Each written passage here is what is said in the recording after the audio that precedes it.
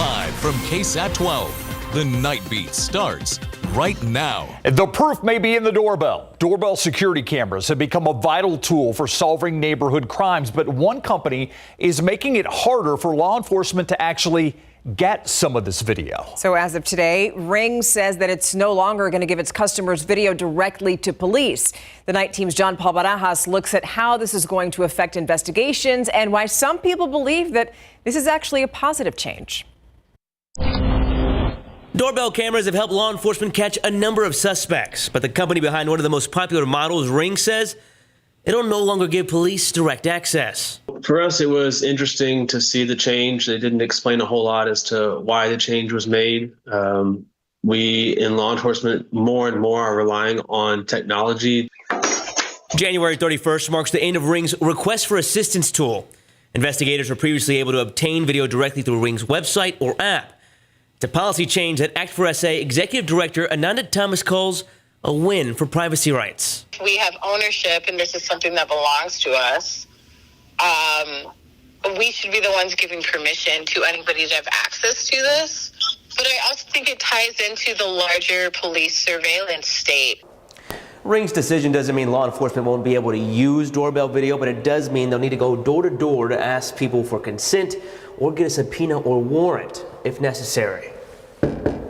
As long as the probable cause is there, it'll meet the burden that is required for a warrant. Both the Cibolo and Von Army police departments don't expect the change to disrupt their work. We're not going to stop solving crimes. We're not going to, the community's not going to be in any more danger than it was before. And a statement from the San Antonio Police Department echoes that, saying, quote, "This decision will not have a big impact on how our detectives and follow-up units investigate crimes."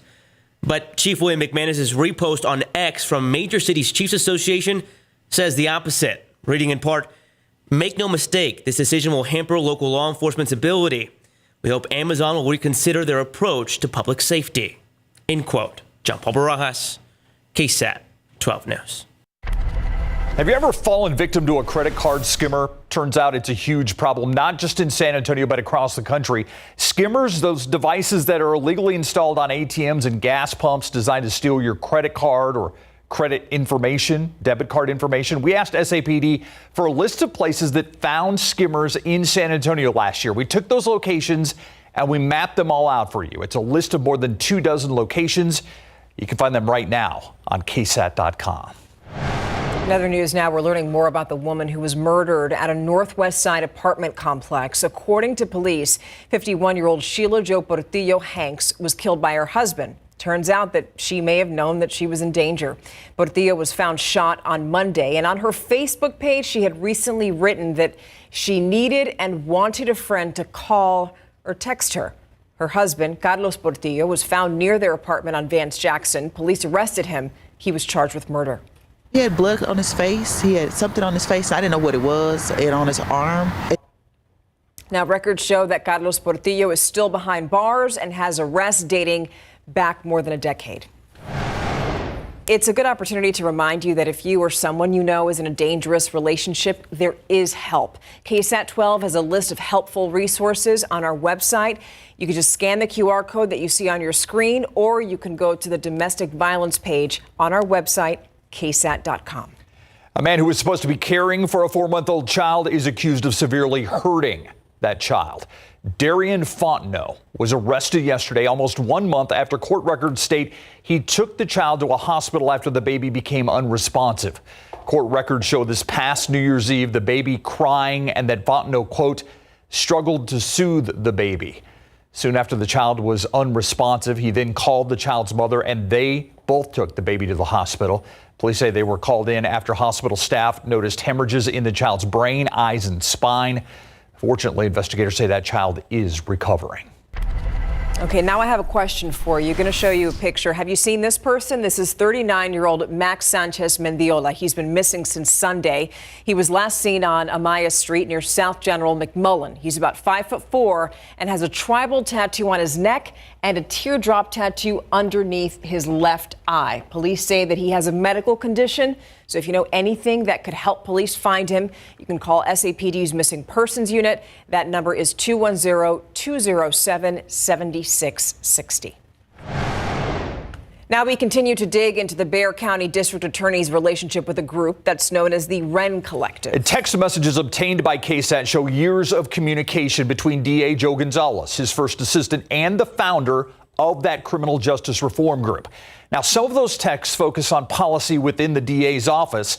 And as one criminal law expert tells the Night Team's Patty Santos, special interest groups are turning to district attorneys across the country in hopes of political change. Here's the thing, though. Some people worry that the outsiders are meddling with justice. Why should the community care? Why should taxpayers care who the DA is communicating with? We need to make sure that we're punishing criminals and that we're effectively removing them from the streets. And the agenda of transforming or reimagining criminal justice is not what citizens in Bexar County want. Bexar County Commissioner Grant Moody thinks the job of the elected Bexar County District Attorney is to enforce the laws, not to politicize or make social reform changes. He wonders how much influence the Ren Collective, an Austin-based group with ties to a California nonprofit, has on the outcome of justice for local families. I'm uncomfortable with the idea that, the DA and his deputies are engaging with, an outside political group on these confidential cases. And it begs the question, too, is an outside political group influencing prosecuting decisions here in Bexar County? KSAT reached out to Bexar County Judge Peter Sakai as well as all 3 other county commissioners for comments on the DA's working relationship with the Ren Collective.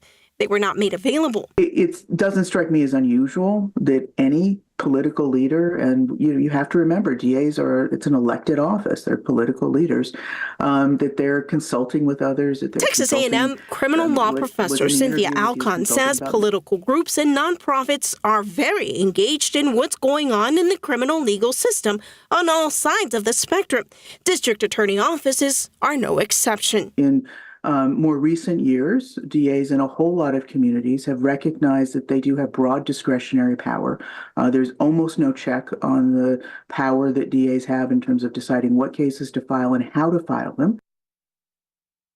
And Alcon says, well, it's not unusual for the DAs to seek outside feedback. She does believe outside groups should not be writing their policies.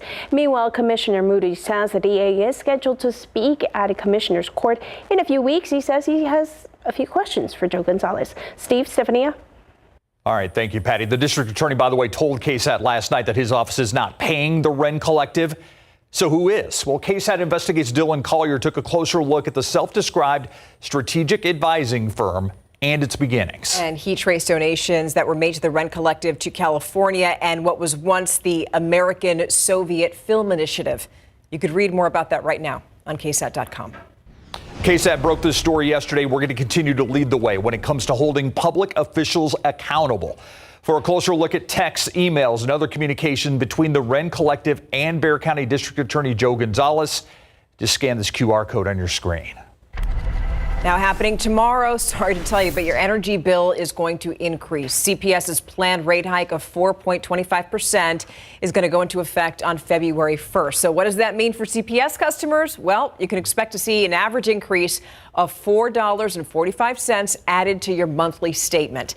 The utility says that money is going to go towards improving infrastructure and also for city expansion.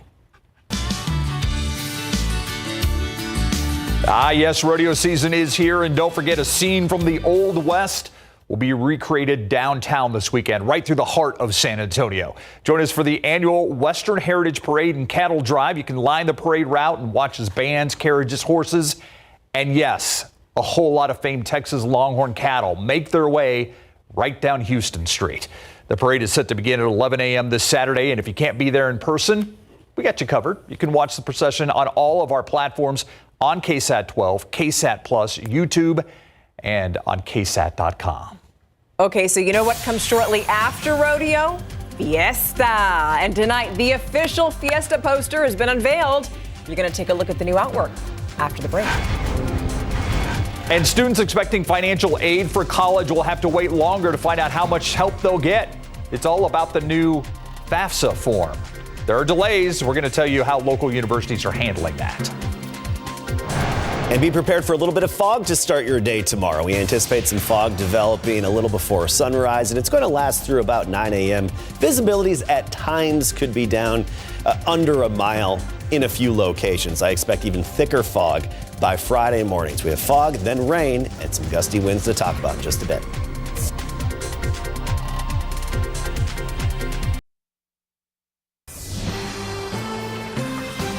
We're going to talk about some important money right now. Families waiting on college financial aid packages will now have to wait a little bit longer. Colleges were supposed to start receiving student data for the free application for federal student aid, or FAFSA, today. Yeah, so that now has been delayed until mid-March. The Night Team's Avery Everett spoke with local schools about how that's going to affect students who are waiting for that financial aid.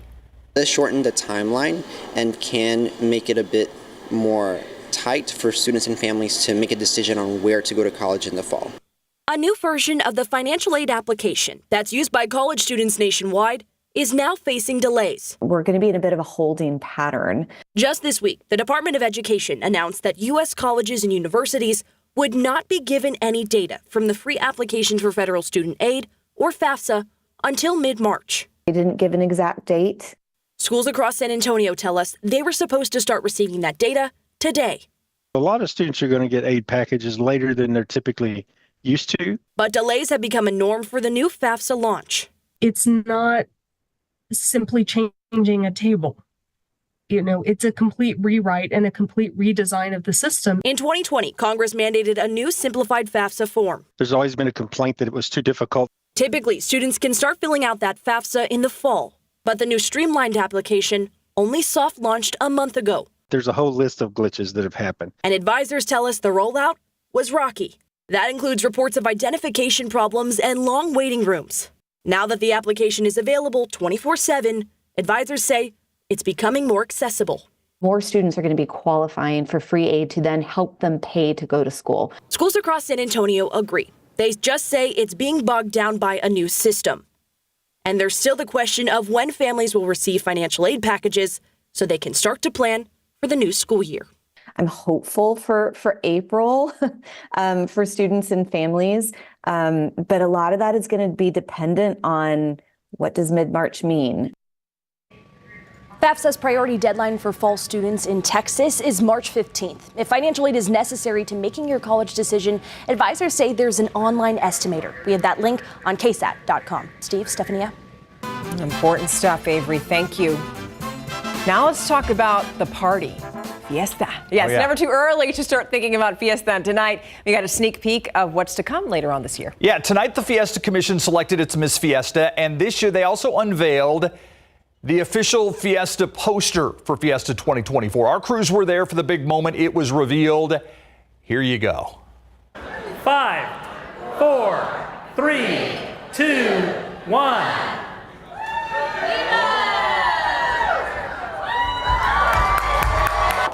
How pretty. There you have it. Viva Fiesta. So mark your calendars. KSAT is going to be your Fiesta home, of course. The festivities are going to run from April 18th through the 24th. Or as I like to call them, the Fiestivities. I mean, by the way, it is a beautiful poster. Yes. Viva. I love it. I can't wait till April 18th. Oh, Let's do it already. It's going to be so much David fun. Durbin Awesome. there. David Durbin. Your metal guy was there. David Durbin yeah. at his best again. Oh, love it. Yeah, and we got the order in for my medals, so they'll be in plenty of time for Fiesta. You always have the most interesting ones, too. This is a little different twist this year. Okay. Different twist, and it's very timely for this year. Ooh, good stuff. Actually, I was just looking up in the studio here, and I still have confetti wedged up against the rafters up there. Of course you do. That's a gift that keeps on giving. All right, Friday night, that's when we have rain moving in. 70% chance of scattered to widespread activity. Let's talk about our pattern. Clouds have been streaming in from the southwest. That's a weak little shortwave, little ripple in the upper level flow. And you'll actually see this ripple closer to Albuquerque and the precipitation and energy with that trough extending into West Texas. We could get a sprinkle by tomorrow morning, but hardly even noticeable. The real deal system is off in the Pacific. This is moving into the Pacific Northwest right now. I mean, we're talking measuring snowfall in feet in the Sierra Nevadas of California with all this moisture coming onshore. Well, part of that big system is going to peel off and head south, gain its own strength, and help stir things up from the Four Corners all the way here into Texas. And in terms of timeline for our rain, I'm thinking around and especially a little after sunset on Friday. So Friday evening plans likely to be affected by areas of rain coming and going. Friday night becoming a little more widespread and even some rumbles of thunder. And just with the dynamics of our atmosphere that's going to be taking shape, we can't rule out a stray strong to severe thunderstorm with localized hail or locally high winds. There's just the off chance of that happening. So we'll be here Friday night watching that for you. And I've got a feeling we'll be live on our app, our KSAT Weather Authority app for sure. As for rainfall potential, between a ½ inch to an inch, a good rule of thumb for most neighborhoods around San Antonio. Lesser amounts closer to the Rio Grande. Higher amounts farther east of town, Hallettsville area, Gonzales, Yorktown, and closer to Houston. But it all really depends on where the heavy downpours set up and if any of them follow each other. If we get some training where a few of the downpours follow each other, then you could see a little spike in those accumulations. We'll have the high-res look at this coming up tomorrow, the high-resolution model data as it'll be within range. We'll take a close look at that tomorrow. 57 right now, dew point of 41. The temperature in Dew Point, they're going to meet tonight in the upper 40s. That means the air is going to be saturated and we'll have some areas of fog tomorrow morning. 48 degrees to start the day, and then by noon we're at 65. Near 70 for the high temperature tomorrow with some afternoon sunshine and a light southerly wind. Make it up to 70 for the high temperature. That's 68 Kerrville and Canyon Lake, 73 Floresville and Poth, 71 Divine, Lytle, and Natalia tomorrow afternoon. Friday morning, dense fog is likely, I think. It's going to be even thicker than what we have tomorrow. So Friday morning commute could be a little problematic. Friday evening and Friday night, we have the showers and thunderstorms developing. And then the weekend's going to be pretty sunny. I think it all comes to an end around sunrise on Saturday. And then on Sunday, windy, gusts up to 40 miles per hour. So noticeable changes from the fog to the rain to the wind on Sunday. But a lot of sunshine thereafter and comfortable temperatures. Mornings mostly in the 40s, afternoons in the 60s to near 70. I want to show you this beautiful photo from Woodlawn Lake this evening. More than just nice cirrus above us, but with the ice crystals in those cirrus clouds, they're composed of all ice. Got a nice little sundog on the left-hand side caused by the bending, the refraction of the ice, of the sunlight moving through those ice crystals. And we have to take you back in time. On this day, in 1949, we had our coldest temperature ever recorded in San Antonio of 0 degrees. And that was some snow on the ground. Yep. All right. Thank you. All right. This Spurs team's frustrating, Mary. It is. I mean, I'm a fan, but just when you think they're making progress, they win 2 in a row, they lose 2 that maybe they shouldn't have. They're working on endurance right now. They have the skills, the ability, but can they do it for the length of an entire basketball game? That's the problem. And hey, tonight the Spurs praised the San Antonio crowd for bringing the energy all season, but unfortunately they couldn't reward the Spurs faithful with a win, falling to Orlando. Plus, the UTSA women's basketball team wins in an overtime thriller over first place UNT. The highlights after the break.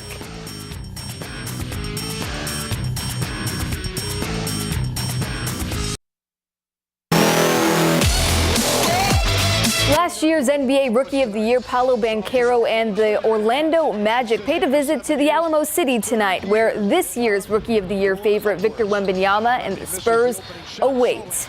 Jeremy Sohan came out of the tunnel guns blazing. Sohan corrals the offensive board and gets to the paint for the hoop.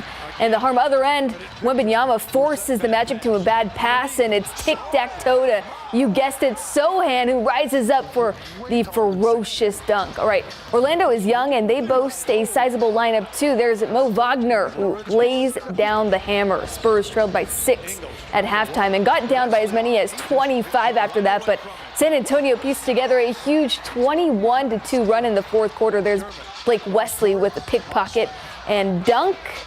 They got the game within a single possession late, although the Spurs fall 108-98. Here's your leaders on the box score, and now the Spurs fall to 10-38 overall. Here's Pop's thoughts on the losing effort after the game. Their defense put us in a hole. They really picked up their defense there in the third quarter. And, that's always, when it gets real physical like that, that's a little bit of a problem for us. And as you say, until we adjusted to it and understood that that's what was happening and we couldn't stand in cement, that we had to move the ball better. But we have a tendency when we get down that it's not a selfish thing, but it's just an unwise thing where we're going to do it on our own. And we're not built like that right now. We've got to do it together. But we'll forget that because people try too hard to do it on their own. The UTSA women's basketball team welcomes AAC foe North Texas to town this evening. The Roadrunners looking to put a halt to the Mean Green's 7-game win streak. Off the opening tip, UTSA's Kyra White feeds a wide open Alyssa Coleman in the paint for the points off the glass. Then Clemens alum Asia Proctor drives to the rack, finishing with the underhand layup. Smooth work by the freshman. Other end, UNT's Desiree Wooten bounce pass to Anaya Johnson. She gets the tough bucket to go. UNT comes in atop the AAC standings, but UTSA doesn't care. Perfect transition, and Kaylee McGuire cashes in. And here's your final from the Convocation Center. UTSA wins in overtime 75-67. There on your screen are your leading scorers, and the Roadrunners improved to 11-9 overall and 5-4 in AAC play. UTSA next hosts Tulane on Sunday at 2. Coming up after the break, we'll introduce you to a group of all-stars who will take the hardwood in March in our first ever San Antonio Sports High School All-Star Basketball game.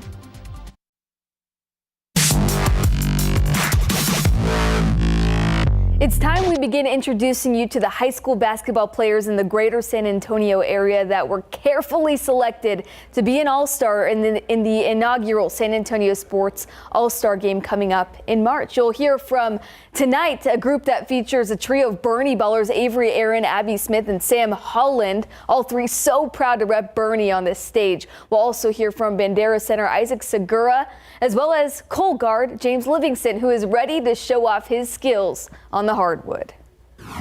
Obviously do my thing, but I'm trying to have a good time with people I'm around. And it means a lot, I'm extremely blessed to be in this position, be around a great group of guys and girls, and it shows that my work is finally paying off. I think I'm going to go at it pretty competitively, and I think it's going to be pretty competitive, but my main focus is just to have fun, enjoy it. Very proud. It definitely makes it all worth it, and looking back, when you look at all the work you put in, it's like, this is the reward, this is time to show what you've put into it. I think that being a part of such a great winning program, it just makes me want that win more. So I'm going to go after that in every aspect of my life. It's super exciting for me and my family, and I'm super proud to be one of the first to be able to play in this game. Kind of going off what Abby and Avery said, coming from Bernie, we've had a lot of great players to come, and I'm excited to be one of the best and being able to represent me, my family, and the school. So excited. All right, here are the details. March 24th at Northside Gym. The game will be a game as well as feature a skills challenge and a three-point contest. 120 seniors will be showcased. There's 4 games, 8 teams, 2 different divisions, 5A and 6A schools, and 1A through 4A schools with private schools. You can find a full breakdown of the teams and everything else you need to know on KSAT.com. I'm glad we're doing this. Yeah, it's going to be You can tell real those fun. kids are excited about the fact that they're getting recognized for what they've done on the court. First ever, too. Yeah. Yeah. Love it. For them, their families have to be proud. Thank you. We'll be right back.